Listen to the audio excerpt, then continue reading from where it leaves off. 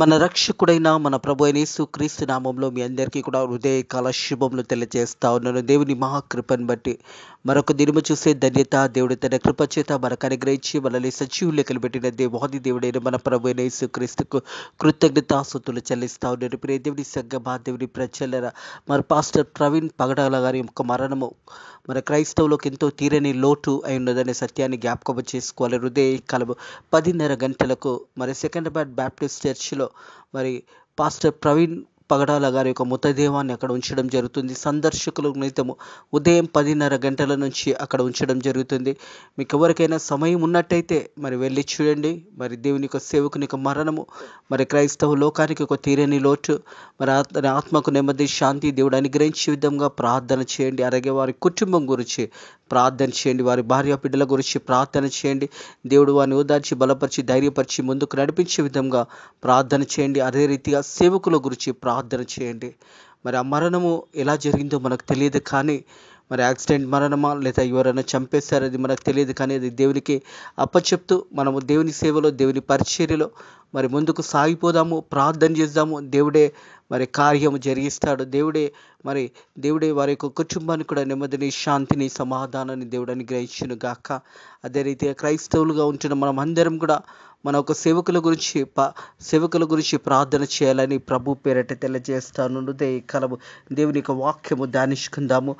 యోహాను సువార్త 4వ అధ్యాయము 27వ వచనం నుంచి మరి 42వ వచనం వరకున్న వాక్య భాగాన్ని హృదయకాలం ధ్యానించబోతా ఉన్నాము.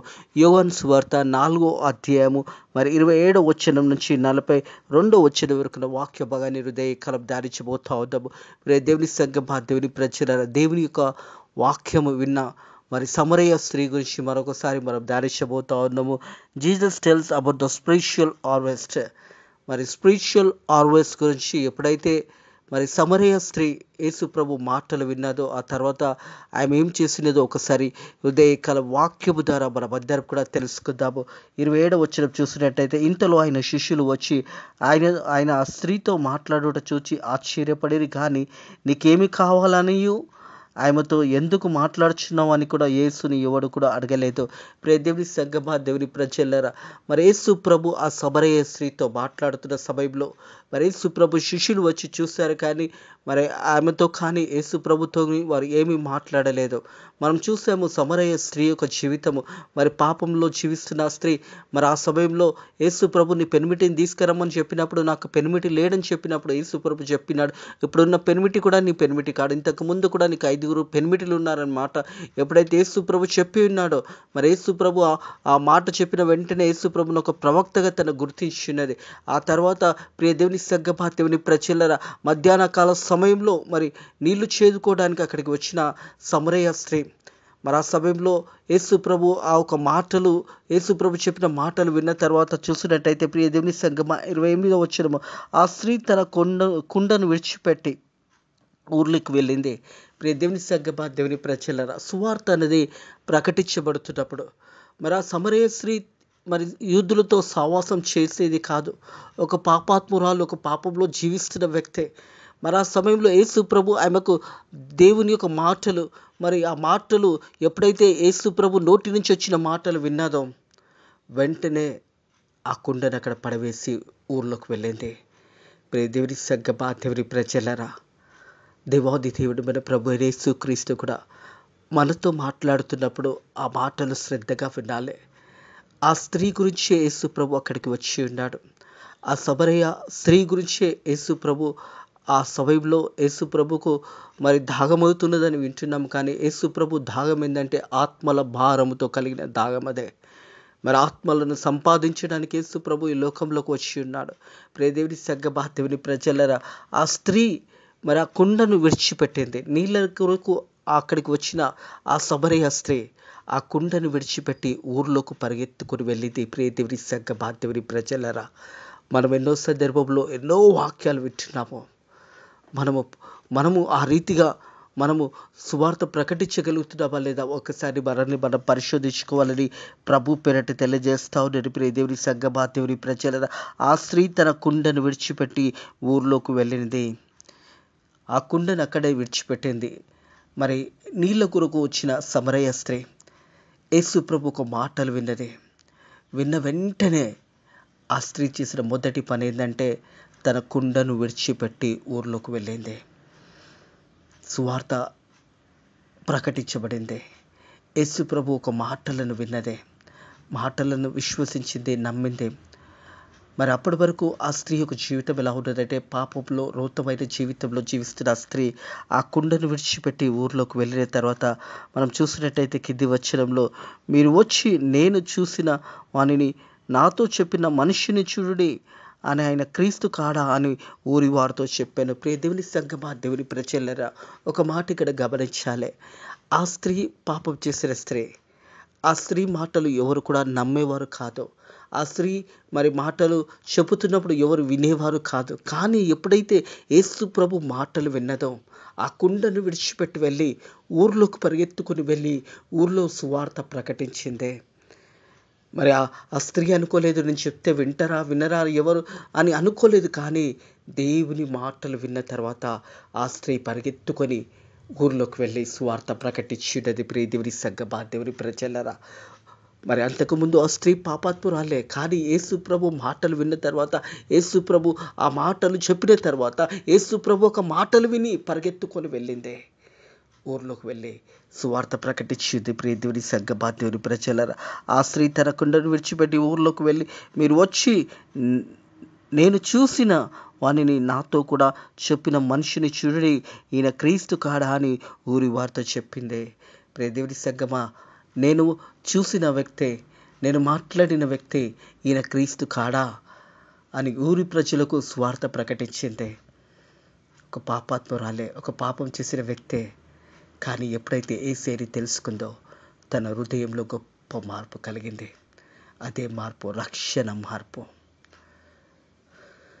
ఆ తర్వాత ఊర్లోకి వెళ్ళి ఇదిగో నేను మాట్లాడిన వ్యక్తి, నేను చూసిన వ్యక్తి, ఇతడు క్రీస్తు కాడా అని ఊరి వారితో చెప్పినది. ప్రియ దేవుని సంగమా, దేవుని ప్రజలరా, మీరు వచ్చి నేను చూసిన వాడిని నాతో చెప్పిన మనిషిని చూడుడి, ఈయన క్రీస్తు కాడా అని ఊరి వారితో చెప్పాను.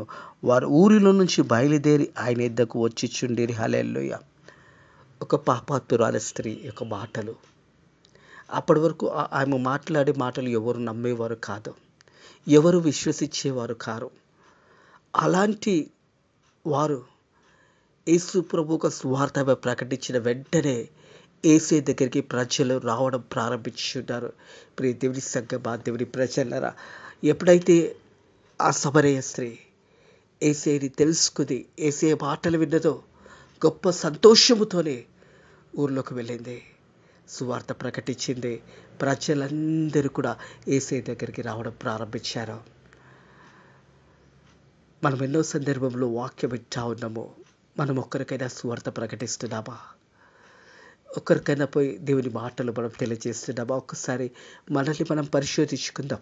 ఈ సమరయ స్త్రీ ఒకప్పుడు రోత జీవితమే, పాప జీవితంలో ఉన్న స్త్రీ తన హృదయాన్ని దేవుని చేత, యేసే మాటల చేత తను తాను సరిదిద్దుకొని తాను యేసే యొక్క మాటలు విన్న తర్వాత స్వార్థ ప్రకటించడానికి వెళ్ళింది. ఊర్లోకి పరిగెత్తుకుని వెళ్ళి ఊర్లో స్వార్థ ప్రకటించినప్పుడు ప్రజలందరూ కూడా యేసే దగ్గరికి రావడం ప్రారంభించున్నారు. 30వ వచనం, వారు ఊరిలో నుంచి బయలుదేరి ఆయన యొద్దకు వచ్చుచుండిరి. ఆలోగు శిష్యులకు బోధకుడా భోజనం చేయమని ఆయనను వేడుకొనిరి. మరి ఆ సమయంలో యేసు ప్రభు సమరయ స్త్రీని కలుసుకున్న సమయంలో యేసు ప్రభు శిష్యులు మరి ఊర్లోకి వెళ్ళి ఏమన్నా ఆహారం తీసుకోవడానికి ఊర్లోకి వెళ్ళారు. మరి ఊరికి వెళ్ళి ఆహారం తీసుకొని వచ్చి యేసు ప్రభుని అడుగుతా ఉన్నారు, అయ్యా ఏమైనా ఆహారం తీసుకోమని యేసు ప్రభుని అడుగుతా ఉన్నారు. వారు ఊళ్ళో నుంచి బయలుదేరి ఆయన దగ్గరకు వచ్చిచుండిరి. ఆ తర్వాత ఆలోగు శిష్యులు బోధకుడా భోజనం చేయమని ఆయనను వేడుకొనిరి. యేసు ప్రభుని అడుగుతా ఉంటారు శిష్యులు, అయ్యా మరి భోజనం చేయండి అనేసి. యేసు ప్రభు చెప్తున్న మాటలు, ప్రియ దేవుని సంగమా, దేవుని ప్రజలరా, సమరయ స్త్రీని రక్షించడానికి యేసు ప్రభు ఆ బావి దగ్గరకు వచ్చి ఉన్నాడు. ఆ సమరయ స్త్రీతో మాట్లాడడానికి యేసు ప్రభు అక్కడికి వచ్చి ఉన్నాడు. ఆ పాపంలో జీవిస్తున్న వ్యక్తితో మాట్లాడడానికి, ఆ స్త్రీతోనే మాట్లాడడానికి యేసు ప్రభు అక్కడికి వచ్చి ఉన్నాడు. మరి ఎప్పుడైతే యేసు ప్రభు మాటలు విన్నదో వెంటనే ఊర్లోకి వెళ్ళి సువార్త ప్రకటించింది. ఊరి ప్రజలందరూ కూడా యేసయ్య దగ్గరకు వస్తున్నప్పుడు యేసు ప్రభు ఒక శిష్యులు అడుగుతున్నారు, అయ్యా భోజనం చేయమని. ఆయనను అడుగుచుండగా ఆ తర్వాత కింది మాటలు చూసినట్టయితే ఆ లోగు శిష్యులు బోధకుడా భోజనం చేయమని ఆయనను వేడుకొనేది. అందుకైన భుజించుటకు మీకు తెలియని ఆహారం నాకున్నదని వారితో చెప్పాను. అదే ఆత్మల భారం కలిగిన ఆహారము. మీకు తెలియని ఆహారం నాకున్నదని యేసు ప్రభు చెప్తా ఉంటాడు. ప్రియ దేవుడి సగ్గమా దేవుడి ప్రజలరా, యేసు ప్రభు శిష్యులు వచ్చి యేసు ప్రభుని అడుగుతా ఉన్నారు, అయ్యా ఆహారం తీసుకోమన్నప్పుడు యేసు ప్రభు చెప్తా ఉన్నాడు, మీకు తెలియని ఆహారం నాకున్నదే. ఎంత గొప్ప మాట ప్రియ దేవుడి సగ్గమా దేవుడి ప్రజలరా. మనకు ఆత్మల భారం ఉన్నదా? మనం ఆత్మల సంపాదన కొరకు మన ప్రయత్నం మనం చేస్తున్నామా? ఇంతగా పుట్టినది మొదలుకొని క్రైస్తవులుగా జీవిస్తున్న మనము అలాంటి ఆత్మల భారము కలిగి మనం జీవిస్తున్నామా? ఒక్కసారి మనల్ని మనం పరిశోధించుకోవాలని ప్రభు పేరట తెలియజేస్తా ఉన్నాను.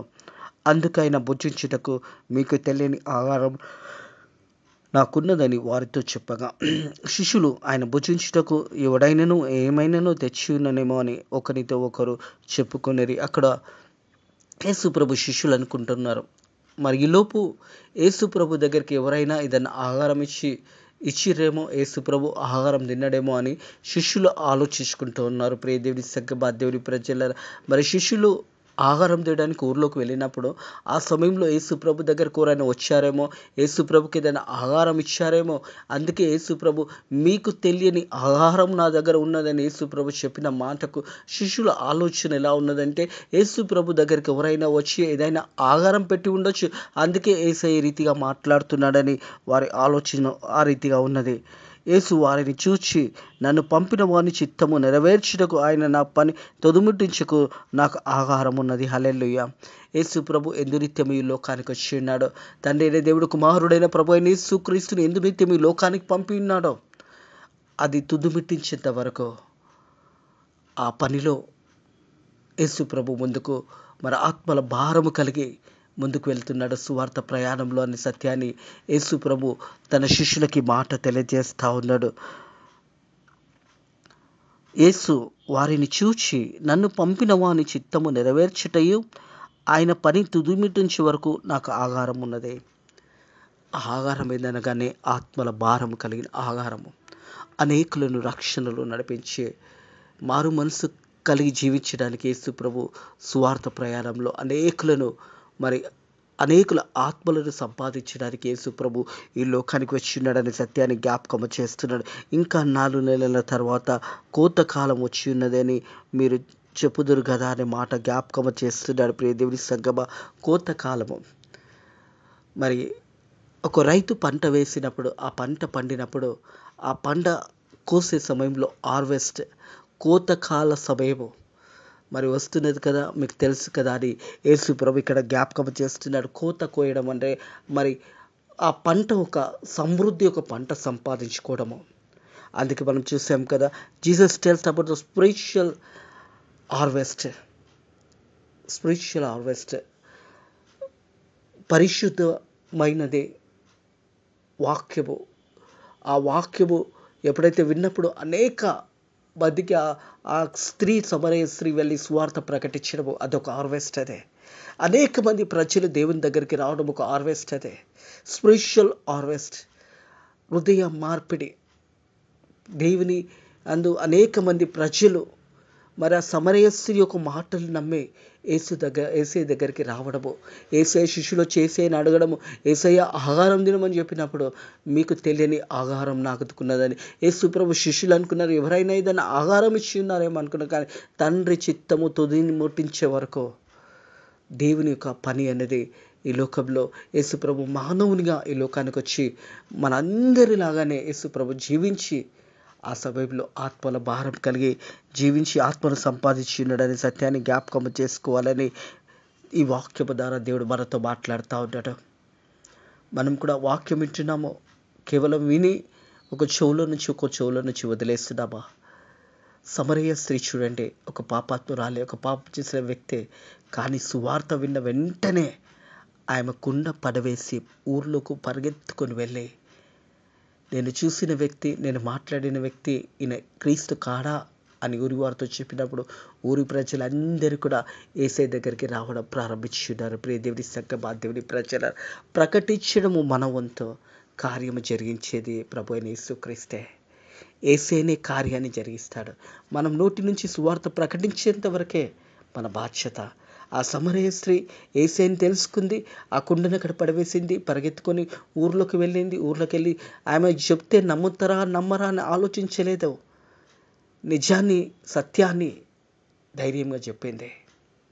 ప్రజలందరూ కూడా నమ్మి యేసే దగ్గరకు వచ్చి ఉన్నారు. ప్రియ దేవుని సంగమా, దేవుని ప్రజల కింది వచ్చాను. ఇంకా 4 నెలలైన తర్వాత కోతకాలం వచ్చినని మీరు చెప్పుదురు కదా. ఇదిగో ఇదిగో మీ కన్నులెత్తి ఈ పొలంను చూడండి. అవి ఇప్పుడు తెలబరి కోతకు వచ్చి ఉన్నాయని మీతో చెప్పుచున్నాను. మీరు కన్నులెత్తి చూడండి. అవంతా కూడా కోతకు వచ్చి ఉన్నది. ఆత్మల భారము కలిగిన కోత అదే. ఆత్మలను సంపాదించే కోత అదే. యేసు ప్రభు చెప్తా ఉన్నాడు, మీ కన్నులెత్తి చూడండి, అవి కోతకు రెడీగా ఉన్నాయి. అనేక మంది యేసే దగ్గరికి రావడం ప్రారంభం చేసి ఈ మాట చెప్పి ఉన్నాడు. ప్రియ దేవుని సంగమా, దేవుని ప్రజల కోతకు వచ్చినని మీతో చెప్పుచున్నాను. విత్తువాడు కోయువాడు కూడా సంతోషించుచున్నట్టు కోయువాడు జీతం పుచ్చుకొని జీవమైన ఫలంను సమకూర్చుకున్నాడు. హల్లెలూయా. ప్రియ దేవుని సంగమా, దేవుని ప్రజల విత్తువాడు కోయువాడు, మరి మీతో చెప్పు, విత్తువాడు కోయువాడు కూడా సంతోషించినట్టు కోయువాడు జీతం పుచ్చుకొని నిత్య జీవాహారమును కోయబడినట్టు ఈ మాట ఈ విషయంలో సత్యమే. మీరు దేనిని గురించి కష్టపడలేదు, కానీ దేనిని కోయుట కూడా మీరు దేనిని గురించి అయినా లేదని దానిని కోయుటకు మిమ్మల్ని పంపితిని. ఇతరులు కష్టపడిరి, మీరు వారి యొక్క కష్ట ఫలమును ప్రవేశించున్నారని చెప్పాను. నేను చూసి ఉన్నాను. నాతో చెప్పిన ఈ సాక్ష్యంను స్త్రీ యొక్క మాటను బట్టి ఆ ఊరి వారు సమరయంలో అనేకులు ఆయనందు విశ్వసించిరి. ఆ సమరయులు ఆయన యొద్దకు వచ్చి తమ వద్ద ఉండమని ఆయనను వేడుకొనరి గనుక ఆయన అక్కడ 2 దినములుండెను. ఆయన ఈ మాటలు విన్నందున ఇంకను అనేకులు నమ్మి ఆ స్త్రీని చూసి, ఇక మీదట నీవు చెప్పిన మాటను బట్టి కాక నమ్ముటకు మేము విని ఆయన నిజంగా లోకరక్షకుడని తెలుసుకొనిచున్నామని నిరి. హల్లెలూయా. సమరయకు స్త్రీ మాటలు అక్కడున్న ప్రజలు నమ్మి ఉన్నారు. ప్రియ దేవుని సంగమా, దేవుని ప్రజలరా, నువ్వు చెప్పిన మాటను బట్టి కాక మేము వచ్చి చూసి ఉన్నాము, ఈయన లోకరక్షకుడై ఉన్నాడనే మాట అక్కడ ఉన్న వారు తెలియజేశారు. ప్రకటించడము మన వత్తు, వారు వస్తారా రాదా అన్నది అది దేవుడు చూసుకుంటాడు. ప్రియ దేవుని సంగమా, దేవుని ప్రజలరా, సమరయ స్త్రీ సువార్త విన్నదే, ఊర్లోకి వెళ్ళింది, సువార్త ప్రకటించింది. అనేకులు యేసయ్య దగ్గరకు వచ్చారు. యేసయ్యను వారు వచ్చి వేడుకున్నారు. యేసయ్య 2 రోజులు మాతో ఉండమన్నప్పుడు యేసు ప్రభు 2 రోజులు వారితో ఉన్నాడు. ప్రియ దేవుని సంగమా, దేవుని ప్రజలరా, వారు చెప్పిన మాటలు చూసినట్టయితే, మరి నేను చూసి ఉన్నానని నాతో చెప్పిన సాక్ష్యంను ఒక స్త్రీ యొక్క మాటను బట్టి ఆ ఊరి వారు సమరయులు అనేకులు ఆయనందు విశ్వసించిరి. హల్లెలూయా. ఆ సమరయ స్త్రీ చెప్పిన మాటను విని అనేకులు విశ్వసించి యేసయ్య దగ్గరకు వచ్చారు. యేసయ్యను చూశారు. ఈయన లోకరక్షకుడై ఉన్నాడనే మాట వారు నమ్మి ఉన్నారు. ప్రియ దేవుని సంగమా, దేవుని ప్రజలరా, మరి ఆ సమరయులు ఆయన యొద్దకు వచ్చి తమ ఎదుట ఉండబడిన ఆయనను వేడుకొనిరి గనక ఆయన అక్కడ 2 దినములుండెను. ఆయన మాటలను విన్నందున ఇంకా అనేకులు నమ్మి ఆ స్త్రీని చూచి, ఇక మీదట నువ్వు చెప్పిన మాటను బట్టి కాక మా మట్టుకు మేము విని ఆయన నిజంగా లోకరక్షకుడని తెలుసుకొని నమ్ముచున్నామనిరే. నిజంగా ఆయన లోకరక్షకుడని మేము తెలుసుకొని నమ్ముచున్నామని అక్కడున్న సమరయ ప్రజలందరూ కూడా యేసు ప్రభుని చూసి, ఇతను నిజంగా లోకరక్షకుడు, మేము వచ్చి చూసి విని ఆయన నిజంగా లోకరక్షకుడని నమ్ముచున్నామని అనేక మంది ప్రజలు యేసయ్య దగ్గరికి రావడం జరిగింది. సమరయ ఒక స్త్రీ ప్రకటించడము, ఊరు ప్రజలు నమ్మడము, ఊరు ప్రజలందరూ కూడా యేసయ్య దగ్గరికి రావడము, అక్కడికి వచ్చి ఏసేని చూసి వారు ఏసేని వేడుకున్నారు, అయ్యా 2 రోజులు మా దగ్గర ఉండమనేసి. వారు ఆ తర్వాత సమరయ స్త్రీని చెప్పినమంటూ కాక, మేము వచ్చి చూసి విని ఈయన నిజంగా లోకరక్షకుడే అని నమ్ముచున్నామని అక్కడున్న ప్రజలందరూ కూడా యేసయ్యని సొంత రక్షకుడుగా అంగీకరించుకున్నారు. మన ఆత్మీయ జీవితంలో ఎన్నో సందర్భంలో ఎన్నోసార్లు వాక్యం వింటున్నాము. మన జీవితంలో ఇలాంటి మార్పు ఉన్నదా? ఇలాంటి రక్షణ అనుభవము మనం కలిగి మనం ఒకవేళ ప్రకటించలేకపోతున్నామేమో. ఇంకా సమరయ స్త్రీ విన్నది, యేసయ్య మాటలను నమ్మింది, ఊర్లోకి వెళ్ళింది, సువార్త ప్రకటించింది. ఊరు ప్రజలందరినీ కూడా యేసయ్య దగ్గరికి తీసుకురావడంలో తన వంతు పని తను చేసిందే. మనం కూడా సువార్త విన్న తర్వాత వెళ్ళే వారినన్నా పంపాలి. మనం వెళ్ళలేకపోతే వెళ్ళే వాళ్ళని పంపాలి.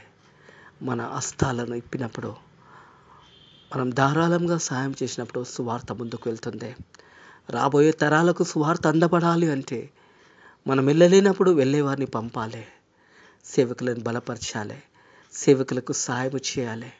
మన వంతు సహాయం మనం చేసినప్పుడు సేవకులు వారి పరిచర్యలో మరి దేవుని యొక్క మాటలు ప్రకటిస్తున్నప్పుడు మరి అనేకులు మారు మనసు పొందినప్పుడు అందులో మనము కూడా ఉన్నాము అనే సత్యాన్ని జ్ఞాపకం చేసుకోవాలని ప్రభు పేరట తెలియజేస్తూ ఉన్నాను.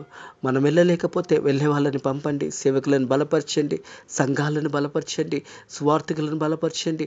సేవ ఇంకా విస్తారంగా జరగబడాలి అంటే, రాబోయే తరాలకు సువార్త అందబడాలి అంటే నీవు నేను మన చేతుట్లు మన గుప్పిట్లు విప్పి మనం కానుకలను దేవుని సన్నిధిలో సమర్పించినప్పుడు, సేవకులకు కానుకలు ఇచ్చినప్పుడు, ఆ సేవకుల ద్వారా సువార్త ప్రకటించబడినప్పుడు అందులో కూడా మనం ఒక పాలుభాగస్తులుగా ఉంటామనే సత్యాన్ని జ్ఞాపకం చేసుకోవాలి. సమరయ స్త్రీ సువార్త విన్నది, వెంటనే ఊర్లకు వెళ్ళింది, సువార్త ప్రకటించింది. తను అనుకోలేదు నేను చెప్తే వింటారా వినరా అని.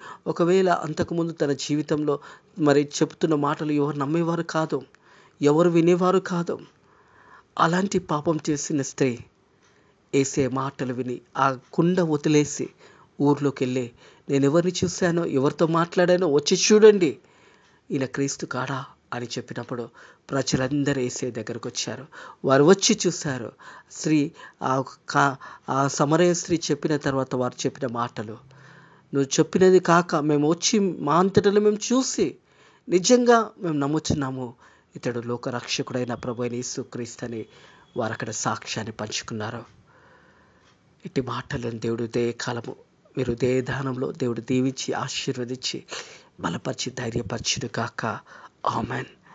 ప్రార్థన చేసుకుందాము. పరిశుద్ధుడా దేవానికి ధనంలో స్తోత్రంలో నాయనా ప్రభా, మరి ఈరోజు నీ సేవకుడు మరి పాస్టర్ ప్రవీణ్ పగడాల గారి ఒక భూస్థాపన కార్యక్రమం జరుగుతుండగా తండ్రి ప్రభా, ఆ కార్యక్రమం అంతా కూడా నీ చిత్తంలో నీ ఆధీనంలో జరిగించండి తండ్రి. అతని ఆత్మను మరి నాయనా ప్రభా, అతని ఆత్మకు నెమ్మదిని సమాధానం దయచేయండి. విడబడిన కుటుంబంను నేను జ్ఞాపకం చేసుకోండి, భార్య బిడ్డలను జ్ఞాపకం చేసుకోండి, అనాథ బిడ్డలను జ్ఞాపకం చేసుకోండి, తన దత్తత తీసుకున్న బిడ్డలను జ్ఞాపకం చేసుకోండి.